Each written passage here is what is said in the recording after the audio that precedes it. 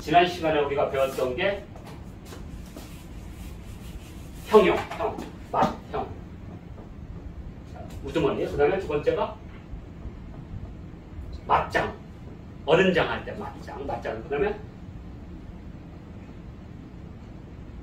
맞추. 추장할 때. 촌의 우두머니, 맞추. 그 다음에 맞배. 그 다음에 맞맹. 요게 마디를 뜻하는 말입니다.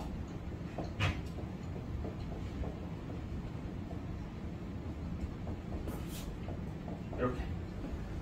그래서 한자를 빨리 익히는 방법은요, 이런 유사어나 이렇게 해서 범주별로 묶어서 하면 금방 늘어요. 그러면 우두머리 뜻하는 형식은 많을 거예요. 재단에서, 신전에서 뭔가 특별한 일을 하는 사람의 우두머리가 있을 것이고, 또는 뭐 사냥을 할 때, 뭐 이런 식으로. 그 다음에 마을에서 나이가 많으신 분, 그러니까 장자, 지팡이를 들키고 있는 모습. 그 다음에 추자는 술 같은 것을 담당하는 사람. 술을. 추죠. 그 다음에 백자는 뭔가 농경이나 이런 거 뜻하는 글자라고 지금 보고 있어요. 그래서, 그 다음 맹자 오늘 하겠습니다. 맹자는 옛 글자를 보면 어떻게 되어 있냐면, 지금 이게 모든 사람들이 지금 제일 이렇게 돼 있거나 이렇게 돼 있어요. 그러니까 커다란 그것에 아이를 놓고 있어요. 그러면 이 아이가 과연 목욕을 시키는 거냐? 뭐 씻을 세차도 많잖아요. 그래서 지금은 그 마을의 첫 해에 첫 번째로 태어난 아이는 무조건 제물로 봤었다고 얘기해요. 그게 이제 희생제예요. 맞이 희생하는 거. 장자, 그 마을, 그러니까 그 집의 장자가 아니라 그 마을에, 그 집단의 첫 번째 아이를 무조건 죽여버리면, 그러니까 서로 그 첫 번째 안 날려고 노력했겠죠. 근데 어떡할 거예요? 새해가 딱 되는데 응애하고 태어났는데 동지가 딱 지나가자. 응애하고 태어났는데 걔는 어쩔 수 없지? 솥에다가 죽인다는 거예요. 그래야지 그 아이가 그 해에 오는 모든 애군을 다 안고 온다는 거예요. 왜냐면 하늘문이 열리자마자 애소리가 나니까 세상에 있는 모든 잡신들이 때는 이때다가 확 오니까 그 아이한테 다 온다는 거예요. 그때 이제 그 아이의 영혼 속에 들어온 모든 악귀들을 전부 다 솥에다 그냥 삶아서 죽이는 거. 맹. 그래서 첫 아이 삶을 삶아 죽이는 맹. 얼마나 저기 있어요. 잔인하죠. 그래서 그 뜻이 지금도 남아있어요. 그러니까 그게 뭐냐? 용맹한 맹자예요. 참혹할 맹, 가혹할 맹 이렇게 씁니다. 맹수 할 때 쓰이죠 우리가. 맹수. 슬프죠. 그래서 이렇게 그래서 맹은 첫째라는 뜻을 갖고 있어요. 안타깝지만. 그래서 우리가 맹씨 집안, 맹자 집안이 그런 일을 주로 아이들 생산하고 하면 그런 희생제를 담당하던 집안이 아닐까. 그러니까 육아 집단 중에서도 이런 집단이 있었을 거예요. 육아 집단이 그런 걸 하는 거니까. 그래서 육아 집단 중에는 우리가 그 유모 있죠, 젖먹이. 그런 역할도 육아 집단이에요. 육아라는 게 그런 거예요. 원래 공자 집안은 아마 유씨였을 거예요. 유씨. 원래 이게 아이를 이렇게 안고 젖을 먹이는 모습이에요. 그래서 지금 이제 전유자로 쓰이죠. 전유자. 근데 이걸 빼면 공씨거든요. 뜻은 똑같아요. 젖을 먹이는 모습이에요. 그래서 지금은 젖이 나오는 구멍을 뜻해 구멍 공자로 쓰이지만 이제 성으로 많이 쓰이죠. 공씨 집안도 그런 일을 했을 거라고 보고 있어요. 유집단들이죠. 이렇게. 중국에서는 그래서 지금은 어떤 걸 쓰냐면 이걸 안 쓰고 이걸 씁니다. 이것은 젖먹일 내자예요. 젖먹일 내. 그래서 곧바로라는 뜻을 가지고 젖을 막 먹는 모습 곧바로 내. 곧바로 내. 근데 여기다가 이렇게 하면 뭐가 돼요? 할머니 내자가 되죠. 예전에는 15살, 13살에 시집을 오면 첫 아이를 낳으면 아이 젖을 못 먹여요. 젖이 안 나와. 그래서 아이는 누구한테? 할머니가 주로 먹였어요. 그래서 할머니. 그래서 중국에서 이것을 뭐라고 불러요? 나이나이. 그럼 할머니. 젖먹이는 할머니. 그래서 예전에는 이제 유모 있죠, 유모. 유모들이 다 나이나이였죠. 40 됐는데 아이는 안 나는데 젖은 나와. 그러면 사람들이 이제 주로 젖동량 하는 사람들한테 이렇게 젖을 하고, 또는 그 기력이 없는 사람들 젖을 팔았거든요. 기력이 없는 분들. 그때 이제 이게 난리 나요. 그래서 지금은 중국에서 우유로 씁니다. 우유. 그래서 우유 하면 이렇게 쓰죠. 소자. 네오나이. 그러면 우유. 이렇게 씁니다. 우리는 이렇게 고창하게 우유. 이렇게 쓰고, 중국에서는 네오나이. 이렇게. 그러면 왜 이게 우유인지 금방 이런 뜻을 갖고 있습니다. 자, 그리고 이제, 요 젖먹일 날짜다가 이렇게 하면 젖먹이거나 아이 모습에 또 아이가 둘 되는 거죠. 그래서 잉이란 건 뭐냐면 계속 아이를 낳다라 뜻을 갖고 있어요. 잉태하다 뜻이죠. 그래서 지난번에 주원 유잉 할 때 잉자는 계속 아이를 낳는다는 뜻을 갖고 있어요. 그러면 금방 아실 거예요. 잉자가 왜 잉태가 이쪽에 만들어지는지. 이 자체가 젖을 먹이는 모습이다. 이렇게. 자, 그래서 하여튼 맹자는 첫 번째 아이를 죽이는 아주 참혹한, 거기서 나오는 거죠. 그러면 백자는 지난 시간에 얘기했죠. 이렇게 쌀이나 뭔가 집단인데, 지금 이제 대표적으로 이거 엄지라는 설도 있고, 우두머리 엄지. 그래서 이게 뭐 엄지가 희다고, 저는 엄지가 빨간데, 그러니까 엄지, 우두머리다. 또 하나는 쌀을 담당한다, 또는 불을 담당한다, 이런 뜻이에요. 예전에 그러니까 불을 담당하는 사람이 백일 수도 있어요. 그러면 이 불을 담당한다는 뜻에서 글자 하나가 있어요. 그게 뭐냐?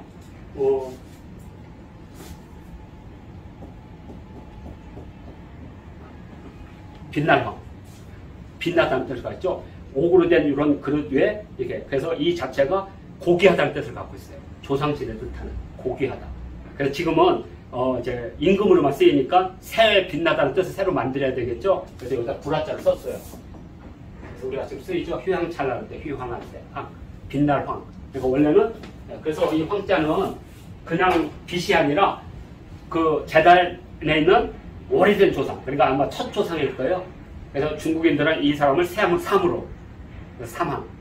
그리고 가까운 조상은 띠제자 쓰거든요. 그래서 오제라고 불렀죠. 삼항, 오제. 그러니까 오제와 삼항은 실질적으로는 조상신을 뜻하는 뜻이었죠. 조상신. 이게 나중에는 영웅, 문화 영웅으로 바뀌고, 그리고 나중에는 제왕이라는 뜻을 갖게 되는 거죠. 그러니까 진시황제 이전까지는 황제는 군주라는 뜻을 갖고 있지 않는 거죠. 빛나다, 거룩하다, 조상님 뭐 이 정도 뜻. 그렇게 보시면 됩니다. 그래서 황제란 말이 이때 만들어진 거다. 그래서 황제가 거룩하지만 나중에 다른 글자에 비하면 전부 다 그냥 뭐 빛나다, 허리띠 정도입니다. 묵다 이런 뜻. 그래서 묵다는 것 중에 하나가 이 제자를 하나를 새로 만들었죠. 그래서 이 제자와 유사한 게 뭐냐? 따이라고 해요. 허리띠, 대. 함께 할 때, 대동하다 할 때 쓰는 거. 한자는 그렇게 만들어지는 거거든요. 그래서 맹과 백은 무조건 우두머리인데, 여기는 아주 비극적인 우두머리. 첫 번째가 뜻을 갖고 있고, 첫 번째 아이가 죽는 거. 여기서는 아마 빛을 담당하면 당대 최고의, 그렇잖아요. 빛을 담당한다는 게. 하늘부터 빛을 가져온다는 게. 그런 뜻이 있다고 봐요. 또 하나는 이 백이 물이라는 뜻을 갖고 있는데, 이 물이라는 뜻으로는 쌀 빼이 없어요. 쌀 한 주. 그때 100배가 나오니까. 어떤, 뭔가 쌀과 관련된 일을 하지 않을까. 이제 하여튼 문착제를 그렇게 얘기해요. 빛에서 왔다. 쌀에서 왔다. 아니다. 엄지에서 왔다. 그래서 세 개가 다 있을 수도 있고, 아닐 수도 있고. 근데 저는 빛으로 가장 근접하게. 근데 빛으로 보면 이게 안 맞아 또.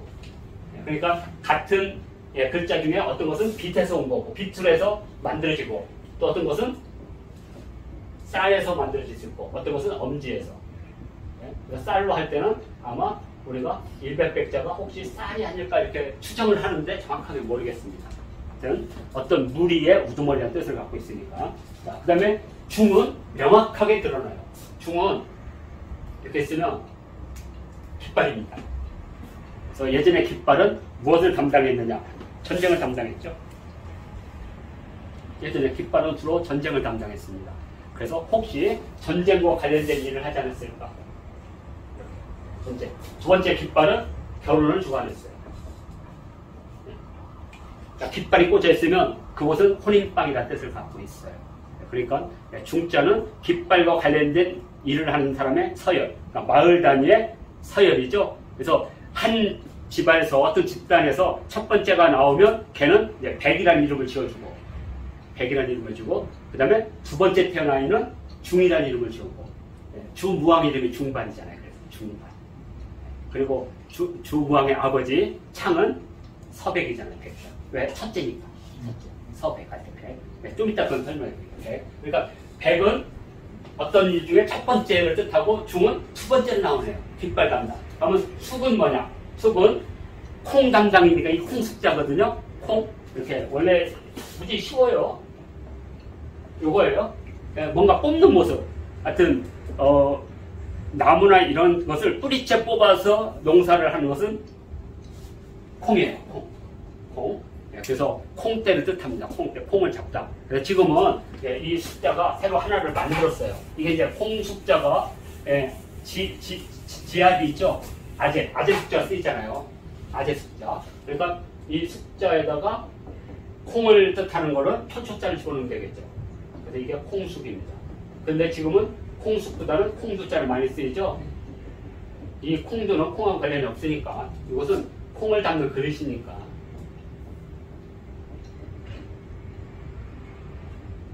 그러니까 예전에는 콩을 담는다는 것은 뭐 장을 담든 뭐 된장을 담든 무지 중요한 역할을 했던 거죠. 그래서 콩두자로 쓰이고 이건 나중에 설명하기로 하고요. 아까 머리두자 할 때 그게 그릇자로 그랬죠. 무지 중요한 겁니다. 그래서 예전에는 고기를 그 종묘 제사할 때 고기를 하는 조와 그다음에 이런 곡식을 담는 두에서 조두하면 문명이라는 뜻을 갖고 있어요. 조두.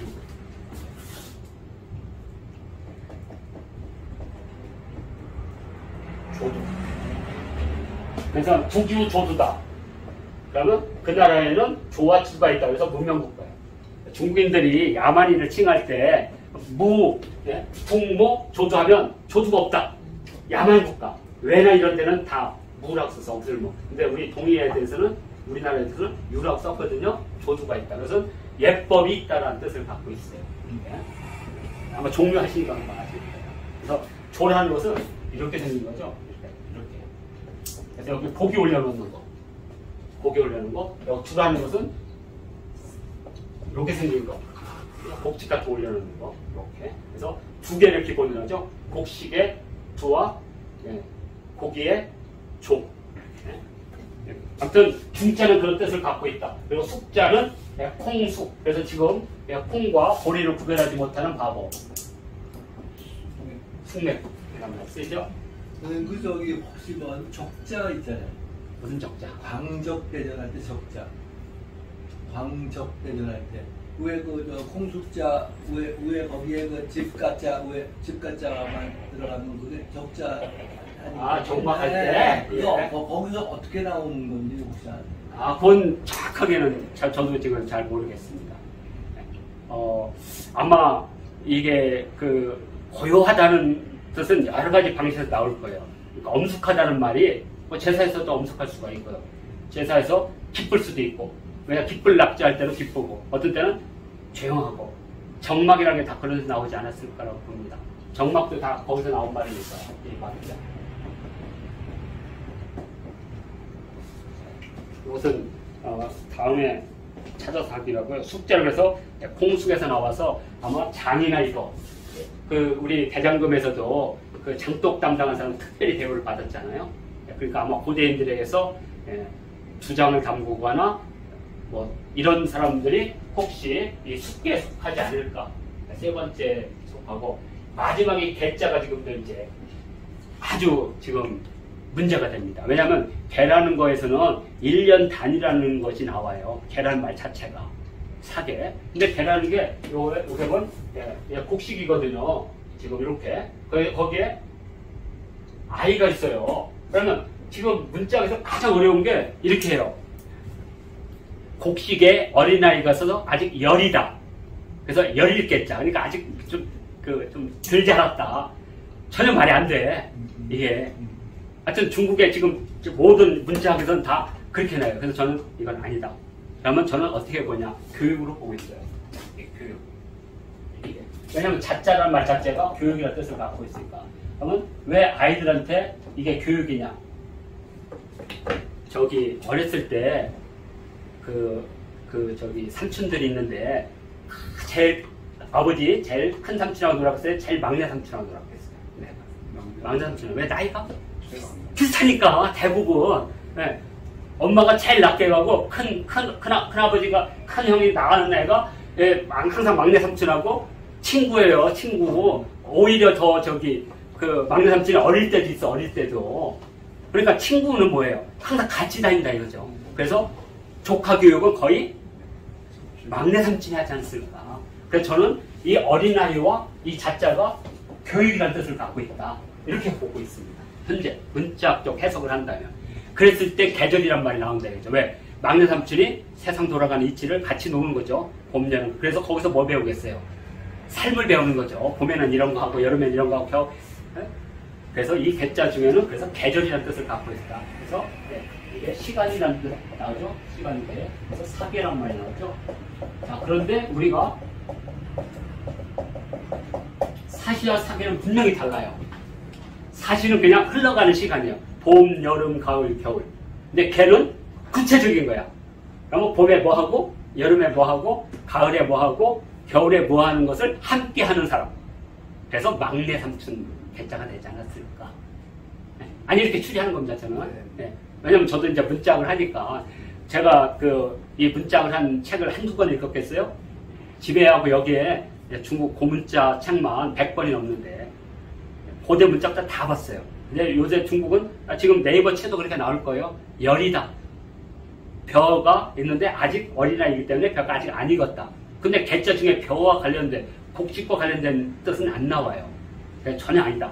그러면 개하고 가장 관련이 있는 것은 아마 곡식이 있는 걸 보고 계절이라는 뜻을 갖고 있고 아들 자자 속에 교육이라는 뜻을 갖고 있으니까 공자 맹자할 때. 그래서 저는 이것을 교육으로 봅니다. 그러면 이 뜻이 다 나와요. 맹은 그냥 첫째로 태어나서 이건 뭐 뜻이 그려고 그래서 맹자를 쓰다가 안 써요. 요새 계절로만 써요. 그래서 백춘이라는 안 쓰거든요. 그래서 맹춘이란 말은 써요. 맹춘. 왜냐면 첫 번째 봄이라는 뜻이에요.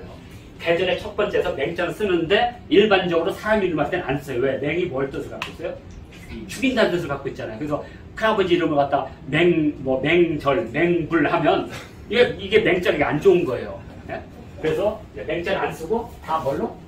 백자로 잡았겠죠. 원래는 백자는 쓰는 게 아니죠. 여기서. 왜냐면 백자는 주로 뒤에 써요. 우두머리라는 뜻을 갖고 있다. 근데 지금은 이제 백자를 우두머리에서 백자를 쓰고 여기는 이제 아까 말한 대로 빛일 수도 있고 예, 쌀을 쓰고 어떤 단체의 우두머리일 수도 있고 백명 단위 우두머리 예, 백자고 중자는 깃발이기 때문에 전쟁과 혼인을 담당하는 두 번째 서열. 그 다음에 숙은 간장, 된장이니까 이런 음식이나 이런 것들을 저장하고 보호하고 하는 그러니까 술이나 이런 거 저장하고 보호하는 일을 했겠죠.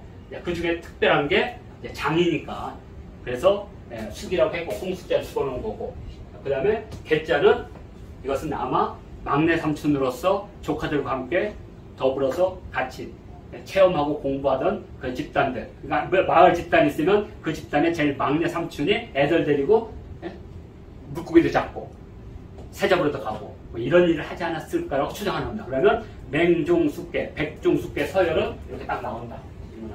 왜냐하면 우리는 끊임없이 이 서열을 공부해야 돼요. 왜냐하면 특히 이제 우리 고문에서는 서열이라는 게 있어요. 서열. 그래서 서경이나 이런 데 보면 예전에 고대 임금들이 다 이 이름을 쓰고 있어요. 그래서 이제 오늘은 제가 요것을 정리를 한번 해주겠습니다. 자, 제가 이걸 할 때 그냥 하는 게 아니에요. 여기에 있는 거하고 다 연결되기 때문에 하는 겁니다. 오늘은 여기 보면 내립고문, 내립고문이라는 말이 있어요. 내립고문. 그래서 고문 유항, 그 다음에 내립응문, 그리고 응문 장장. 그 시경에서 무지 유명한 시경이에요. 왜 시경이냐면 주나라에 쉬운 말하면 주나라의 중시조 해당하는 분이에요. 그러니까 주나라의 시조는 직이라고 그랬죠. 후직. 후직은 지난번에 배웠죠. 후직. 우두머리한 뜻을 갖고 있다. 후라는 말 자체가. 그래서 이게 이제 종묘 사직에 직이 된 거죠. 후직이. 후직. 그러면 이제 그 다음 단계 주나라의 오늘날 주나라를 건국한 데 최고가 고공담부예요. 고공담부. 담부가 이제 이름에 이 붙자는 우리말로 먹보 한때 붙자니까. 근데 이 고공담부가 주나라의 태왕이죠. 주나라 태왕. 그러니까 주나라를 건국에 따라서 나중에 시호를 태왕으로 해요. 그러니까 문왕, 무왕이 있으면 이 사람이 이제 태왕인 거예요. 우리말하면 이제 태조와 같은 이렇게 시호로 올 거예요. 무지 중요한 사람이죠. 고공담부가. 그래서 일단 이제 여기 시할 때 그분 얘기가 나오니까. 근데 여기에 첫 번째 아들이 당연히 태백이에요. 백제가 들어가잖아요. 태백. 그러면 두 번째는 뭐겠어요? 충홍. 그러면 이제 세 번째는 없어. 그래서 이제 네 번째 계령. 그렇죠. 계령. 그래서 여기 백종. 근데 왜 숙이 없느냐? 낳자마자 죽었을 거라고 보는 거예요. 네. 이름을 졌는데 1년도 못해서 죽어버린 거야. 그러니까 이름을 쓸 수는 없고, 그러니까 예전에 이름을 져뒀다가 지어놓고, 그리고 새로 태어나한테 숙을 줄 수는 없잖아요. 얘가 있으니까. 그래서 얘는 이제 없는 거예요. 네? 그래서 숙이 없습니다. 이런 예가 많아요. 이런 예가. 자, 근데 이제 이 중에 태백과 중홍은 이 계력이가 워낙 똑똑하고 하니까, 오늘 말하면 양령과 효령대 그냥 우리 그냥 남방으로 가서 그냥 은거에 살자. 그래서 저 강남으로 내려가서 은거에 살면서 자동적으로 누구한테 왕위를 줘요? 계력한테 주죠. 그래서 이제 계력의 왕위도 있는 거예요. 그러니까 뭐 이런 내가 분명히 양령과 효령이, 특히 효령이 그랬을 거예요. 형, 예전에 주나라에서 온 고공담부께서는 그분의 처자들과 둘째 아들은 나라를 크기 위해서 셋째에게 위해를 납니다. 우리도 갑시다 이렇게 분명히 얘기했을 거예요. 그걸 못 알아듣으면 돌다가리 거고. 그렇죠? 그래서 이제 이 두 사람은 떨어져 나가겠죠. 그러면 이제 여기서 왕계가 누구를 낳겠냐면 제일 큰 사람 백창을 낳죠.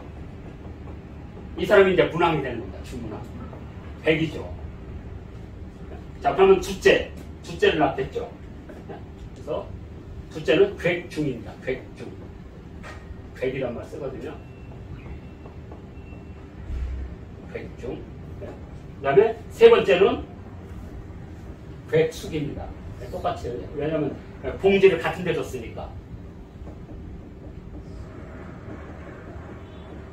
괴숙이죠. 그 다음에 넷을 못 낳았어요.